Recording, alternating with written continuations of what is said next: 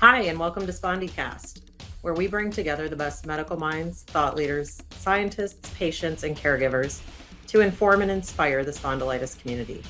I'm your host, Jill Miller, living my best spa life, knowing that how we meet today has the power to change everything going forward. Please note that the information provided in this podcast should not be considered medical advice. We do encourage all listeners to consult their healthcare professionals for medical concerns. Thank you for listening, and we hope you find our discussion today enlightening. Hi, and welcome to SpondyCast. Today, our guest is Eileen Filliben, and we are talking about rewiring chronic pain, how pain reprocessing therapy can transform spondylitis care. During her successful career as an attorney and consultant in HR and senior executive, Eileen was sidelined with major health issues, including breast cancer by the age of 42, twice, major surgeries, crippling back pain, years of opioid dependency, chronic migraines, depression, and PTSD. She now shares her lived experiences and the many lessons she learned through engaging keynotes and highly interactive workshops, drawing on years of experience specializing in culture change, employee engagement, and executive development. She helps audiences understand how success in their careers and their lives is inextricably intertwined with their physical and mental health. Eileen, welcome to SpondyCast. Thanks for joining us. Oh my goodness. Thank you so much for having me. And before we launch, I just want to congratulate you on your 100th episode. Oh, thanks. Oh my goodness. Loved it. Loved it. Loved it. It Aww. was so powerful. And the quote about when you have your health, you have many different problems. And when you don't have your health, you have one problem, and it's up to you to solve it. I had never heard that before, and just really powerful and very apt to people who have suffered with chronic pain. Yeah, it is. It was okay. First, I'm sure I stole it from someone, That's good. but it hit home. It was Yeah. like a sledgehammer when I heard that. Same. Yeah, there's a lot to unpack. Okay, I know we have tons to unpack. So, so we're going to talk about. Okay, so this is a very interesting. I had never heard of pain reprocessing therapy, and yeah, which is interesting for as much digging as I consistently do. But talk about your journey a little bit and Sure. where do you call it PRT? PRT, I do. Yep, PRT comes absolutely. in and like how this all shaped you. Absolutely. So in 2008, my health kind of fell off a cliff. So I was 42 years old, diagnosed with breast cancer for the second time. That year was just a blur. I had a double mastectomy with massive complications, 2 emergency surgeries within the first 12 weeks after that surgery. Developed an infection that wouldn't respond to oral antibiotics, so had to go back in the hospital, IV antibiotics, et cetera, et cetera. So that was a really turning point. And very similar to your story, I had a 4-year-old at home and an 18-month at home. And you've mentioned about your inability to hold your child. And after the double mastectomy and I literally wasn't able to hold my 18-month-old for years. Yeah. And we'd figure it out, pillows and snuggling. But that was kind of the turning point. And in 2000, the very next year, I developed chronic back pain, lower back pain that radiated down my left leg. And actually in 2008, I started with chronic migraines. I had had a handful in my entire life, but chronic debilitating migraines. 2009, the chronic pain developed, and this is a big theme of that I share with you is advocating for yourself within the medical community. Yeah. So I had what's called a tissue expander still in my right breast, which is part of the breast reconstruction. They essentially put a balloon and then pump it up with saline and then swap it out for an implant if you go down that road. I needed an MRI, but couldn't get one because the tissue expander had metal in it. And the other one had had the infection and was taken out the year before during one of those emergency surgeries. So advocating for yourself. So I did the research, can't do it, metal. So I independently was like, well, how do we solve this problem? And no doctor ever suggested this to me, but essentially I expedited the reconstruction via implant on the right side just to get the metal tissue expander out, just to get the MRI. Oh, So kind of got to advocate for yourself, got to do the research. I love your quote about Superman's not coming. It really is up to you, right?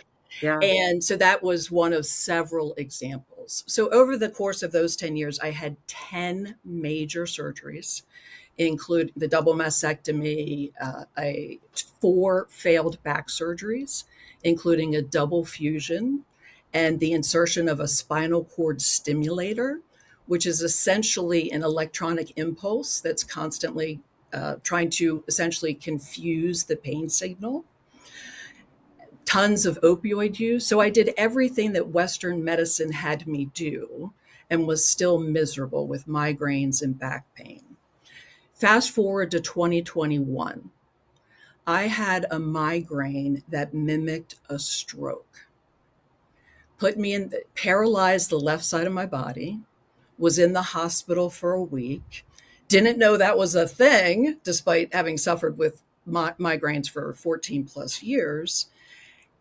13 years, like I said at that point. And that was the rock bottom for me. I had a teenager who was in 8th grade, and this is COVID, right? 2021. So I have an 8th grader going into 9th grade. Then I have a junior going into senior year. I needed to be present for my kids. And here I was in the hospital for the umpteenth time. So I just started researching like a maniac. And I am a recovering attorney. So researching is one of my superpowers, right? And I completely stumbled across pain reprocessing therapy and connected with the Pain Psychology Institute in Los Angeles, which is one of a handful of places that specialize in therapy for pain reprocessing therapy. So that was a resource. Then I, again, through research, stumbled upon the Curable app. So curablehealth.com. The Curable app has changed my life. So it's a phenomenal resource, and it's all about pain and the difference between physical tissue damage pain and chronic pain, which is often much more of a nervous system issue than a tissue or physical damage issue. The Curable, got the Curable app, started participating with that. And then that summer, I did a group therapy with other chronic pain sufferers, literally from around the globe. So we had somebody from Australia, somebody from Canada, Florida, California. Just being in the presence of other people who had been through the hell that I had been through, who got me. Because as you've shared repeatedly, it is so isolating to have severe chronic pain. And as lovely as my family and friends were in trying to be supportive, you just can't understand it unless you've been there. So that group therapy through Curable was really a turning point. And then I did individual therapy with a therapist who specializes in pain reprocessing therapy. And, one of my goals in life is to get the word out, because there's so much suffering that can be overcome. And, I blog about it on my website. I have a bunch of resources for people who are in chronic pain, and am on a mission to change training at medical schools and nursing schools. Because yes, right? Pain is a teeny tiny part of their curriculum. And pain reprocessing therapy, if it's on their curriculum at all, it's at about 5% of medical schools nationwide. 5%. Wow. And there are millions, about 51 million Americans suffer with chronic pain, and about 20 million suffer with what's called high impact chronic pain. So 20 million people, pain that is so severe that it limits your ability to engage in daily activities. You've been there.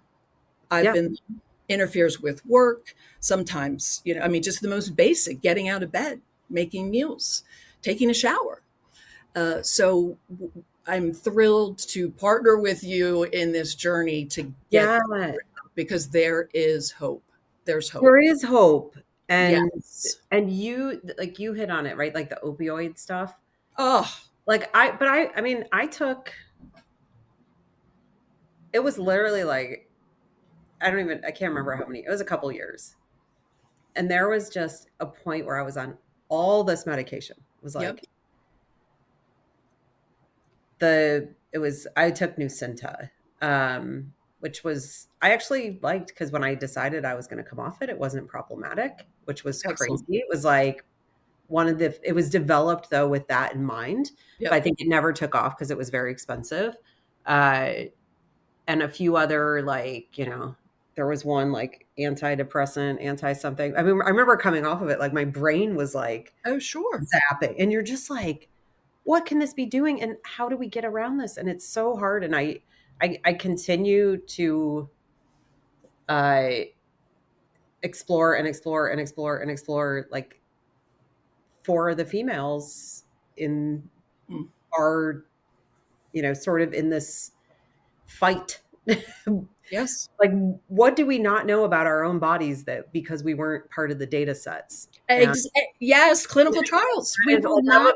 obsessed now. Like, I mean, I just like I'm always pulling some crazy diet or something, but like the menopause stuff. We Yep. had somebody on Huge. menopause recently, and you're like the pain associated with that and the number of people you talk to who are in like just awful pain, Yes. whether you have spondylitis or an existing condition or not.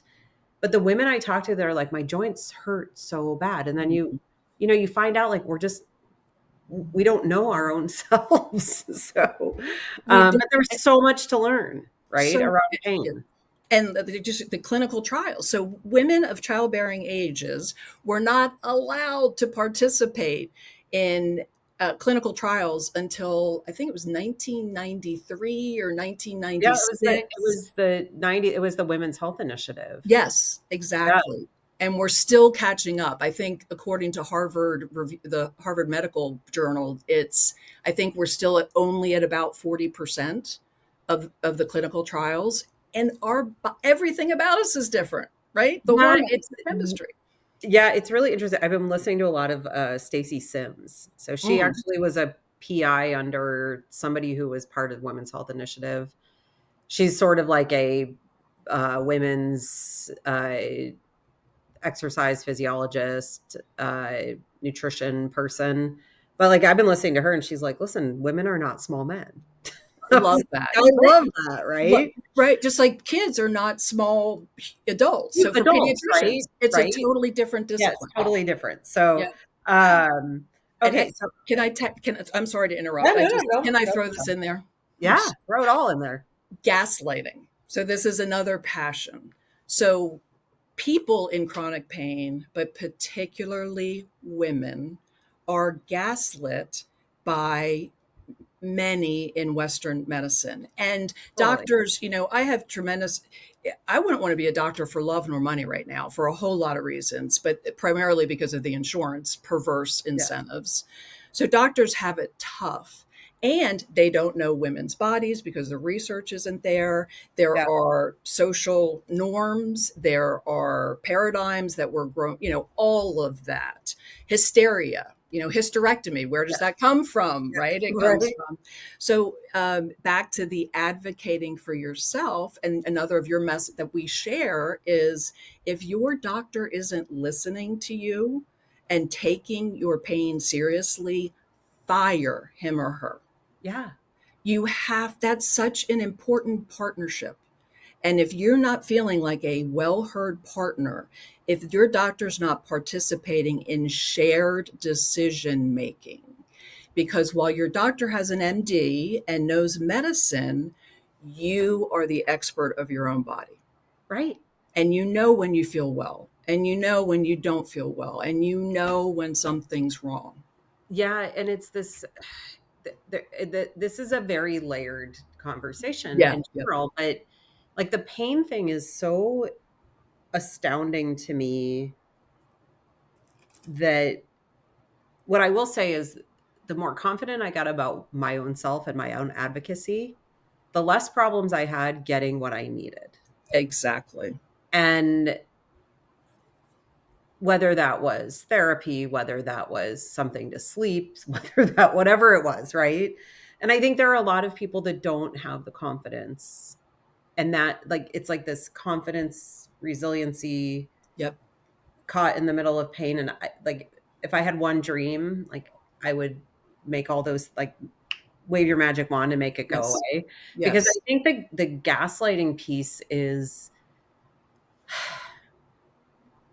listen, I'm gonna go off a tangent here, but Oh, like please. I've come to realize in this journey that there are 8 billion people on this earth, and if that one of them doesn't like me, or like I don't have the right like synergy with as a provider, there's like a billion more of them Exactly. somewhere else.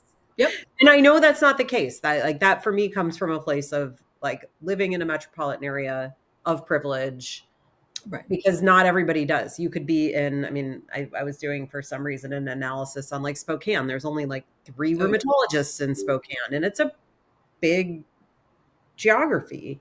But we have to be listened to. And I realize I empathize to your point with docs that they don't have a ton of time. But then there's also this idea of like, how in this day and age can you be a provider who's not up to date yeah. on literature? Yes. Um, I mean, listen, my daughter is in nursing school, and she just was finishing this last week, and she said, well, my can't remember which professor it was. We did ankylosing spondylitis today. Oh, wow. Took a shot of the slide, and it was primarily affects men, is known as bamboo spine. And I was like, that is Ouch. inexcusable. I Yep. will give the professor credit because we sent her some lovely packet from Spondylitis Association Awesome. via Yep. email, and I wrote a little, and my daughter knows a ton, and she was like appalled. But I was like, we have to continue where we have the opportunity to educate Educate. others. Educate, and don't be afraid to, we don't have to be jerks about it, but when all of this comes down to it, it's like, if we know something, most people I know are eager for information. Yes. So if we can, I kind of look at it like, if you can keep educating, you can reduce the gaslighting. I think Yes. Yes. the yin And and yang of yes, it. that's Uh, very important. And implicit bias is real. it is real. And I have a lot of them, we all do, Yeah, right? I mean, you're not a human being if you don't have some implicit bias. And that's right. another training that I think, I mean, really everybody should have, but especially med students and nursing students. Yeah. Because once you're aware of it, and some people, anybody who denies that they have any implicit bias, I'm curious. I'm really curious about that. But that is another example of training in medicine professionals that will help them be better providers. No doubt about it. Yeah. And it is, there's a lot of, I get this really interesting purview talking to a lot of providers and like that are really on the leading edge of thought, or uh, being empathetic. And it's beautiful to see it. But at the same time, I agree. There's this ongoing, we are like, I'm just going to go back to your point. We are the center of ourselves, of our advocacy. Yes. And when we walk through that room, that 7 or 8 or 10 minutes, it should be completely selfish that we are extracting everything we need to solve our health problem Yes. and get better.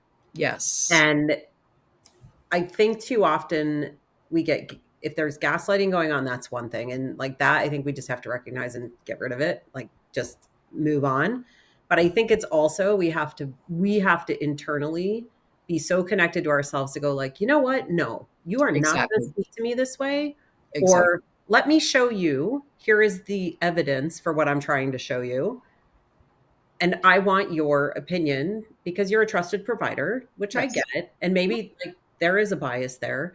But I think we have to like really extract and be selfish about the time we are in with a provider. More and more, I think that. No And doubt. and as long as we're leading with love and not, being jerks, we get to we should be able to have the conversation we need to have to walk out of there. I talked to a nutritionist the other day that I hired, and she was very much like not listening, and I finally said, "No, this is what I need to walk out of here with because I've got things going on and I'm trying to save my health. Good for you. Yep. So help me out here. Yep. Don't disagree with me. At least entertain what I'm going to have to say." It's such a fascinating point. And the use of the word selfish is intriguing, right? So, what other service provider do you engage with where when you go in and you say, here's what I need from you, where that would be perceived as selfish, right? I mean, that's what Right. service providers are Right. there to do. It's Right. not selfish. This is what there is their job is to provide you with the Right? resources, the latest research. It's not at all selfish. It's No. their job. And that back You to the Yeah, you walk in that room and your life is on the line. exact, that's one of my mantras. Your life is in your hands Yeah. and no one else's. Yeah. And I have a little anecdote if you think we have just a quick We got time. anecdote. Of course we got time. We got time. So, my first diagnosis of breast cancer, 1997. I was 31 years old and significant family history. And so I had started getting mammograms when I was 26 years old. So there's lesson there, which is know your family history because the mammogram guidelines are different if there's significant. And don't get complacent if you don't have a family history because 85% of breast cancers are with people who do not have a family history. And I went to a surgeon who did the biopsy, and the pathology report, which is really the roadmap for your treatment moving forward, said clear margins, which for any cancer, you get that, right? So we not only got the tumor, but we got a clean buffer of cancer-free tissue around the tumor. That's great. The recommendation is you do not need additional surgery. So another tool in a patient's toolkit is second opinions, and even third or fourth if the diagnosis is significant. So I wanted a second opinion. I likewise am blessed in that I live between Philadelphia and Baltimore. So just have this, surrounded by top-notch medical institutions. I wanted a second opinion. And the surgeon said things like, you're overreacting. It was caught very early. You don't need a second opinion. And this came because I had requested the slides. So they take the tumor out, they put them on slides. A pathologist looks under the microscope and determines aggressiveness, grade, estrogen positive, estrogen, et cetera, et cetera. I wanted the actual tissue slides because you need that for a second opinion because you don't, another key lesson, you don't want to just rely on the pathology report. And I'm talking about cancer, but this is relevant to pain, migraines, really your health. Mm-hmm. We got into, he just stopped returning my calls. His office stopped returning my calls. So self-advocacy, I pulled out the pathology report, went to the bottom. Sure enough, the doctor signed it, pathologist, phone number, picked up the phone, called that phone number. He picked up on the second ring. I introduced myself. Here's what I'm up to. Would really appreciate if you would FedEx my slides too. And absolutely, positively, great idea. Calls back the next day and says, Ms. Filliben, I took the liberty of rechecking the slides before sending them out. Thank God I did, because your margins aren't clear and you absolutely need a second surgery. So again, that's cancer, not chronic pain, but the point is the same. Sometimes you need to be a dog on a bone with a Mhm. provider and say, I know my body, or I know what I want. It's not selfish. This is my life and it's in my hands, and I'm going to do whatever I need to. And if you don't have a health partner, a true health partner with a provider, you need to move on. Yeah, it's like, and it's hard. I think we create anxiety too sometimes Oh, sure. ourselves around Like, am this. I being unreasonable? Is this? Yeah. Well, and maybe I am. Like, And that's okay, right? yeah, Right? exactly. Exactly. I'm being nice. I might be being unreasonable, but I'm being nice. Okay, so we're gonna let's get caught up here because Okay, sorry. I'm getting like Okay, you and focus, I buckle could write down. a book.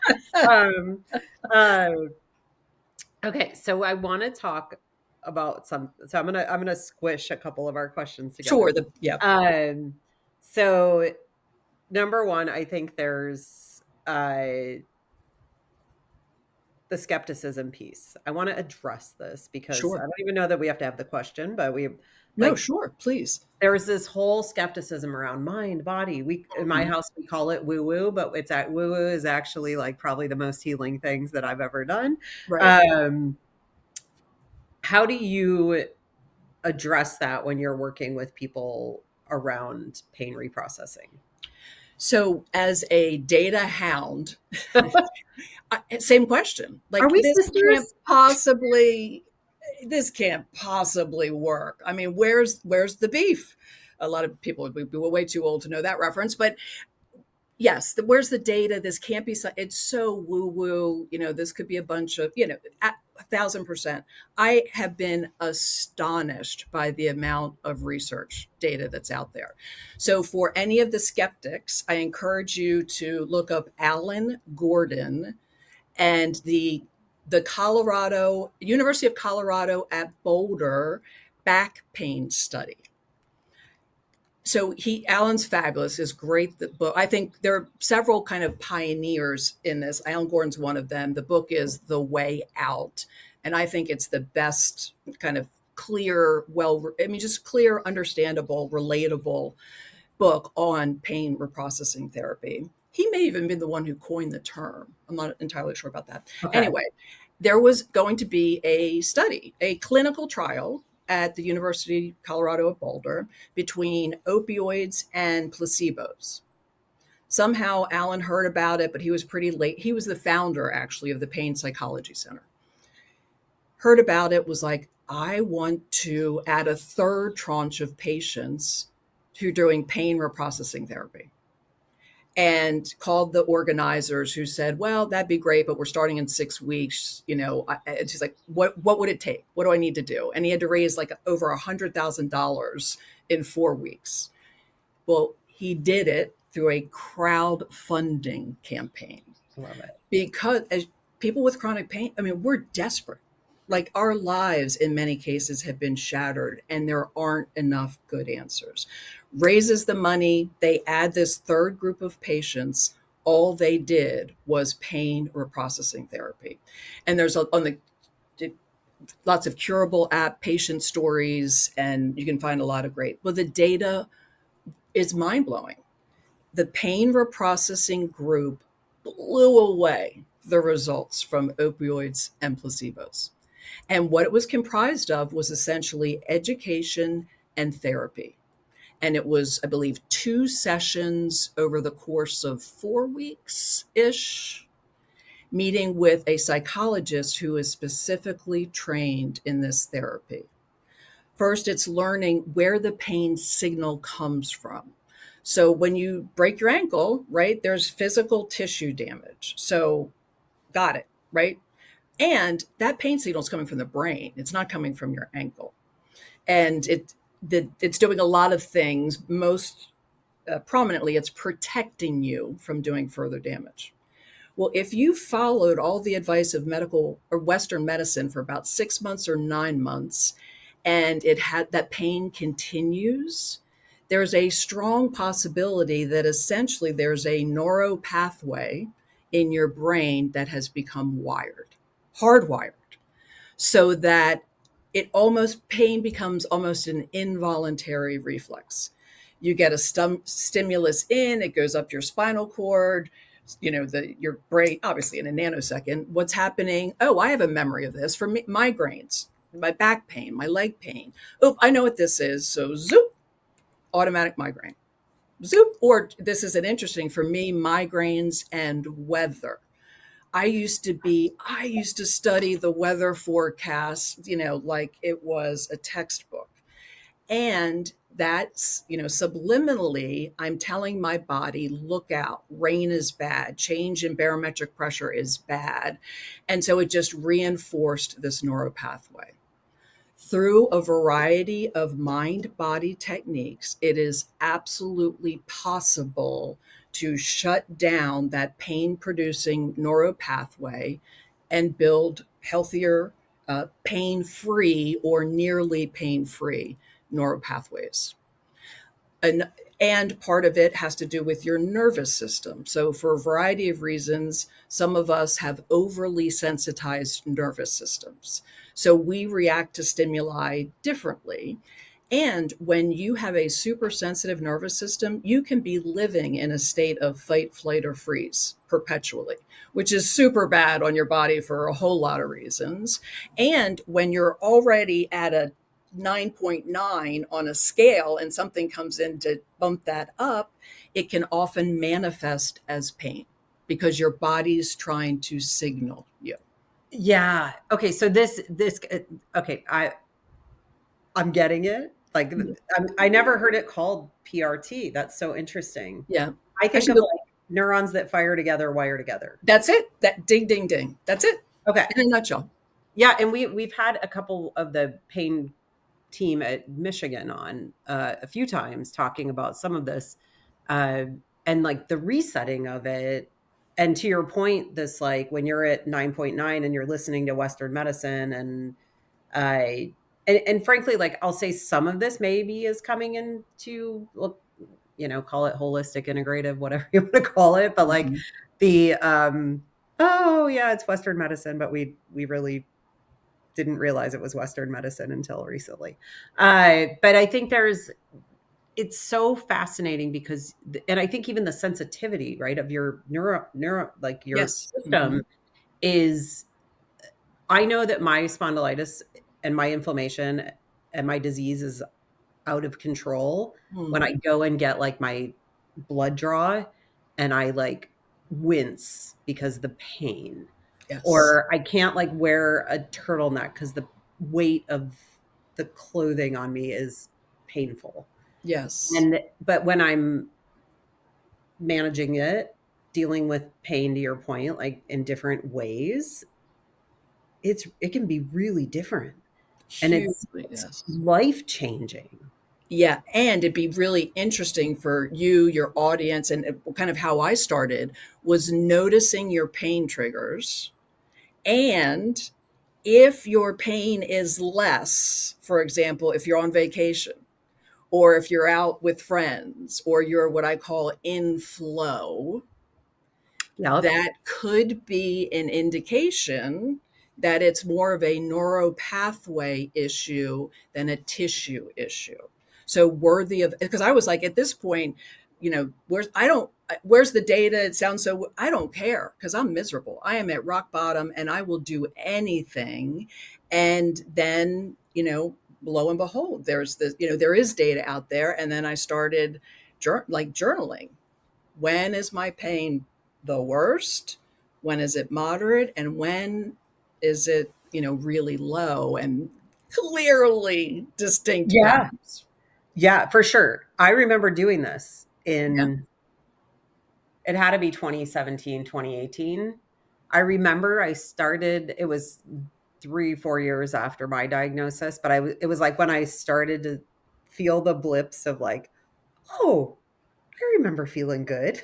Yes. And it was literally like they were like blips on a yes, like an EKG or something, whatever yeah. And but it's firing together again. It was, and it was so funny because I remember like, what was I doing that I really felt good? And you do, it's Yes. crazy. Yes. And a little bit of it is around like this also like reset. And sometimes it's trying stuff. Like this is the Chronic Yes. Pain Reset is one of my favorite books.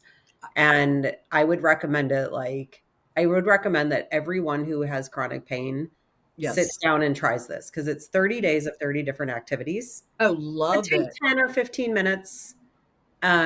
And then you pick a few and like one, to your point, like neurologically, like one satisfies the physical, one grouping, one satisfies, like your mental stimulation, one satisfies uh gratitude stimulation, like Yeah. all the Yes. things. But yeah, no, you're speaking my language. Okay. And let me just, of course, I have to tag team on that. Fear of movement, which I know you talk a lot about. And it was so true with me. And frankly, Western medicine had reinforced all of that. Like you have a 15-pound weight limit, lifting is bad, bending is bad, exercise, be careful, you're like a fragile doll. And the exact opposite is what I needed. Movement Yeah. is medicine. And part of the PRT is rewiring your brain. So movement was a threat. And part of the neuroplasticity, it's like, oh, I can't move. It's a threat. It'll make me worse. I can't do it. It escalates your fear, which escalates your pain. Yeah. When you start to reframe, which is one of the key tools, reframing exercise and movement to be medicine instead of a threat, all sorts of things happen, right?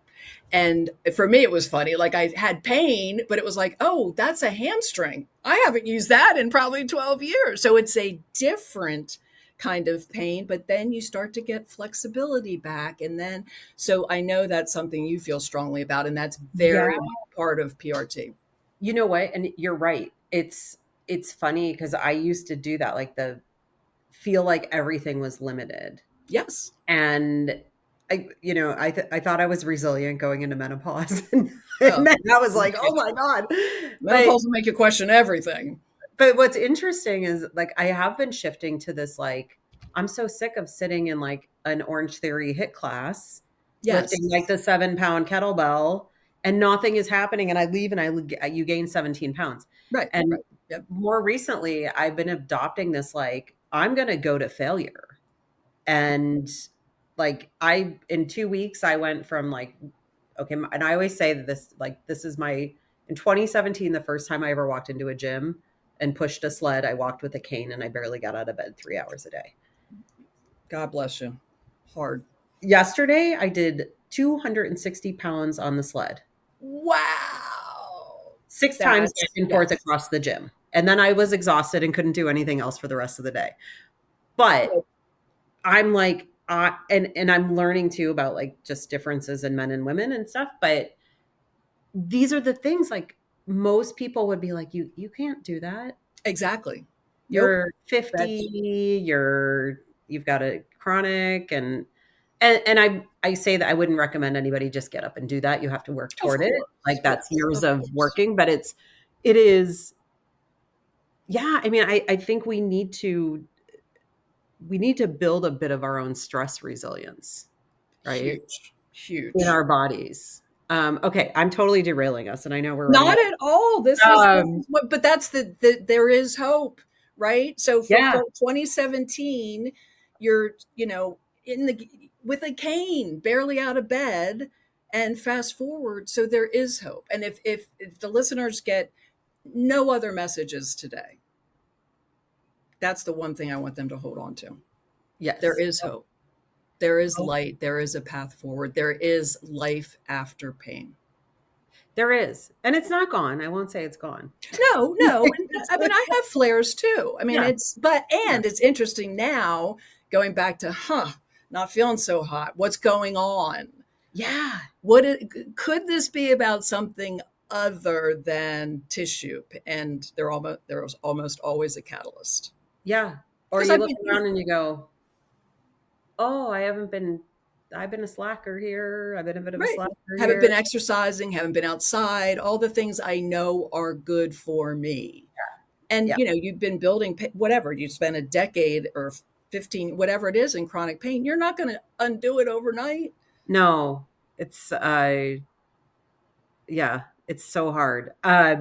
Okay, but it's doable. So, Yes. uh, Yes. PRT. Let's talk about it very specifically before Sure. we run out of time here.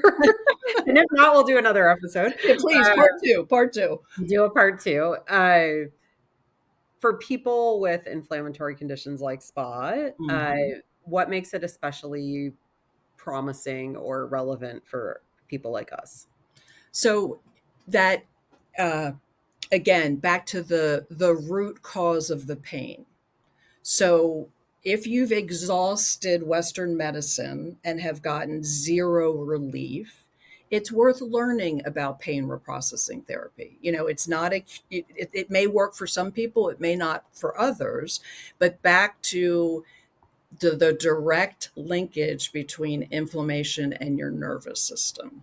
And there's also research out about that. And when your nervous system, again, back to the 9.9, if your nervous system is, it's very hard for your body or your mind to be resilient because you're exhausting energy just to stay upright or, whatever the case is.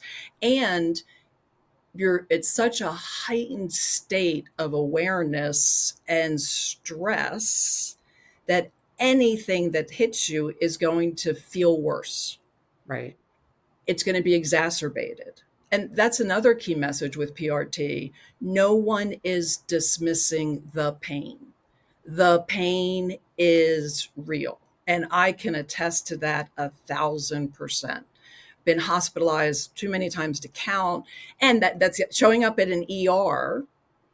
My pain is out of control, being labeled as a drug seeker, and then saying, well, actually, I have a safe full of fentanyl and Dilaudid, and I'm here because I can't get it under control. So that's a little off topic, but the inflammation to me is part of the nervous system being in fight, flight, or freeze, and really overloaded to the extent that it manifests physically. Whew, yeah, you are right in our lane here. Oh, yeah. So what does a session look like? So it definitely need to find people who are qualified in this particular. And the other thing, not everybody uses the terminology pain reprocessing therapy. So, which is something I'm working towards because it's hard to provide uniform relief if we're not even using the same language. Right. So you're going to hear things like primary pain or brain pain or neuroplastic pain. And rewiring your brain is the key. And I'm sorry, I totally lost track. What was your question? Oh, a typical session. Oh, session. Okay. So I was like, wait, you're asking me to go back 15 seconds? Yeah, I'm so sorry. I know. It's terrible. Back to the menopause thing, right?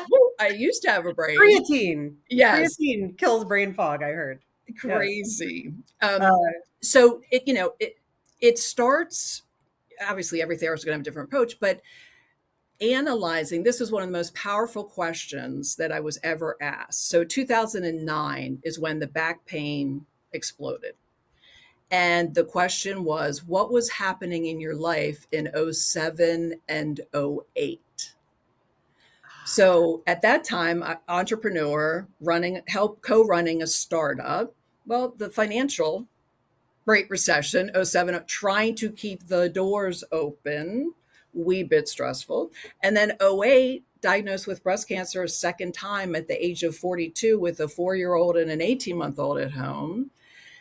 Yeah, I'd say I had a little bit of stress in 07 and 08. So that was very powerful. What was going on in your life ahead of time?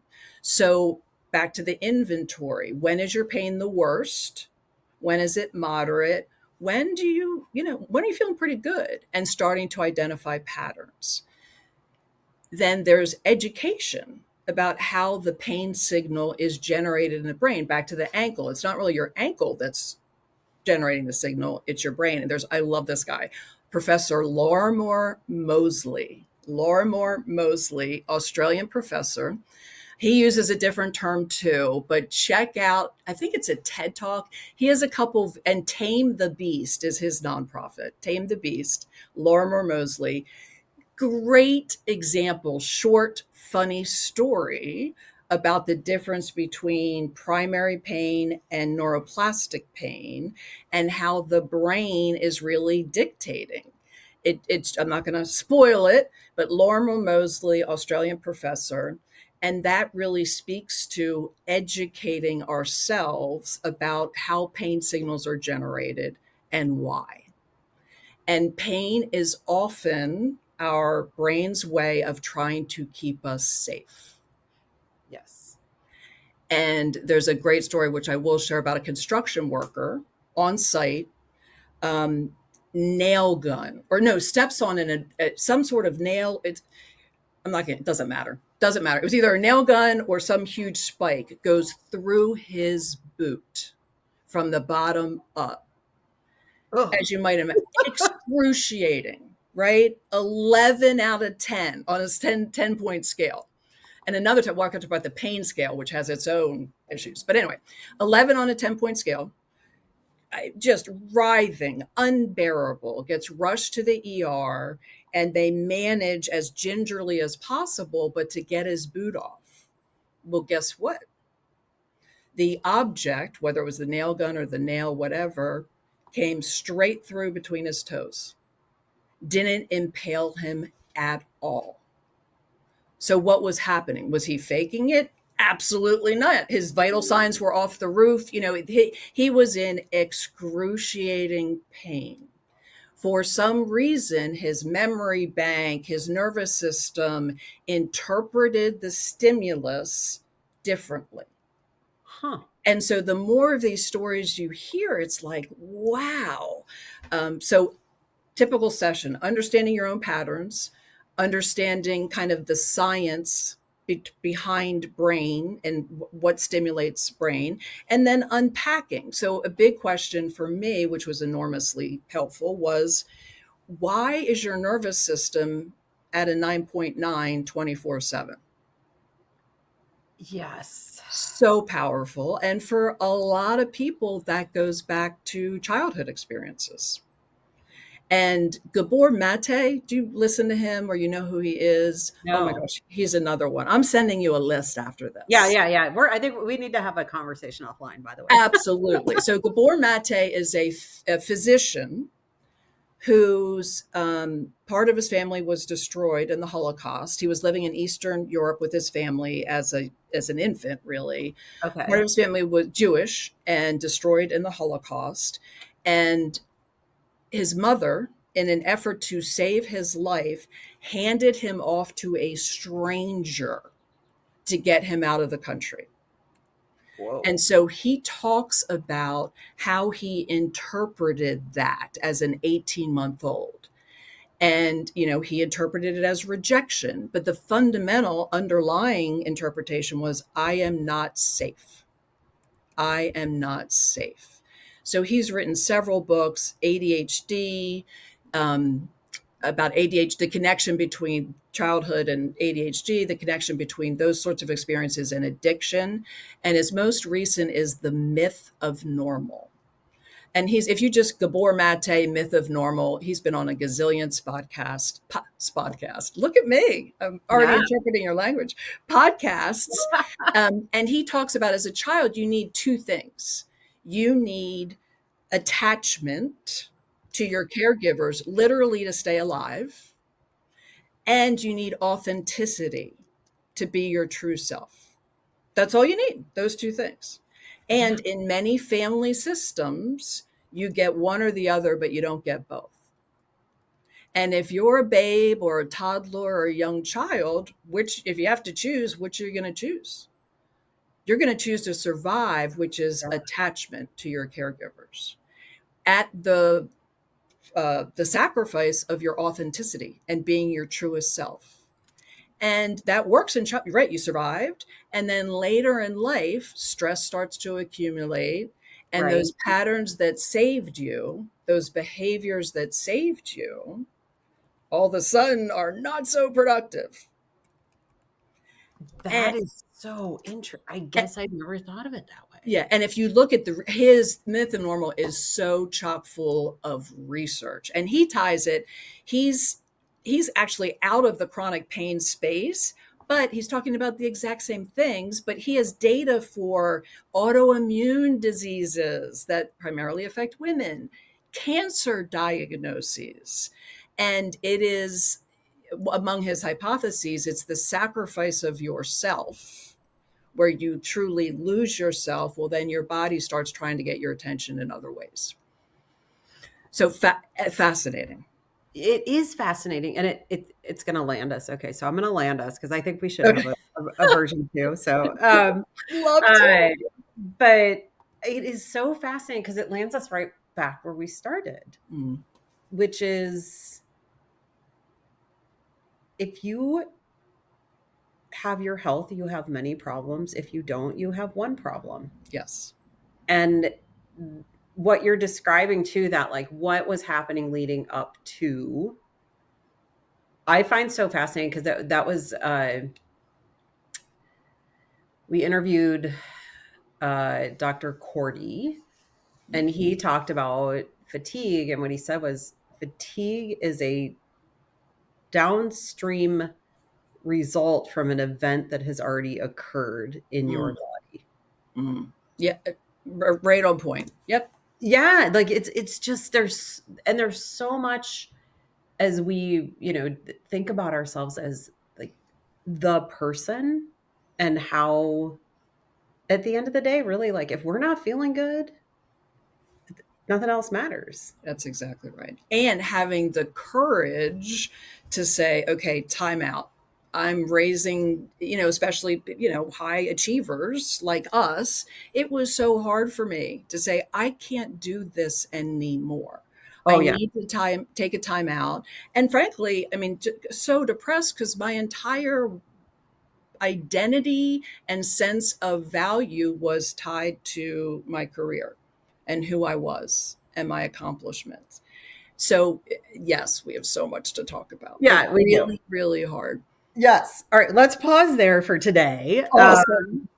And I'm so grateful for this time. This was amazing. Oh, no, thank you. I mean, you are doing such important work. And the more we can get the word out that there are resources and there is hope and there is life after pain.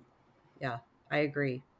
Thank you so much, Eileen. So great. What a pleasure and a privilege, truly. All right. Thank you for the important work you're doing. Thank you. SpondyCast was made possible by donations from the Spondylitis Association of America's individual members and our show's corporate sponsor, AbbVie. Since our founding in 1983, the Spondylitis Association of America has been the face, voice, and leading nationwide nonprofit, educating, empowering, and advocating for people living with spondyloarthritis. Through our extensive work with patients, the medical community, and partners, we provide information and resources to help people impacted by the disease live better lives and champion research to find a cure.